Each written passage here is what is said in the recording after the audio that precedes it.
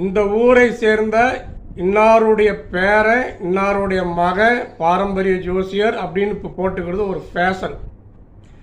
அந்த அடிப்படையில் ஒரு நபரை சந்திக்கக்கூடிய ஒரு வாய்ப்பு இருந்தது. இந்த பையன்தான் எனக்கு புதுசே தவிர அவங்க தாத்தா 40 வருஷத்துக்கு முன்னாடி எனக்கு பழக்கம். அவர் அந்த காலத்தில் அவர் படிக்காதவர். அவர் அந்த காலத்தில் அவருக்கு தெரிஞ்ச ஜோதிட அறிவை பயன்படுத்தி ஜோதிடத்தை கொஞ்சம் அப்படி மேம்படுத்திட்டு வந்தாருங்க. இந்த பையன் பிஜி டிகிரி படிச்சிருக்கான், முதுகலை பட்டயவியல் படிச்சிருக்கான். அதே மாதிரி அவங்க தாத்தா என்ன சொல்லிட்டு இருந்தாரோ அதே மாதிரி பரிகார ஜோதிடத்தை இவனும் சொல்லி சம்பாரிச்சிட்டு இருக்கான். மேற்கொண்டு அந்த ஜோதிடத்தை கொஞ்சம் கூட ஆய்வு பண்ணவே இல்லை. அவர் தான் அப்படி பண்ணார்னா படித்தவன் இவனாவது கொஞ்சமாவது அதில் இருக்கக்கூடிய அறிவியல் நுட்பங்களை எடுத்து வளர்த்துருக்கலாம்ல. சுத்தமாக கிடையாது. இவனும் பூசாரித்தனம், இவனும் பரிகார ஜோசியராக மாறிட்டான். வேறு வழி இல்லை.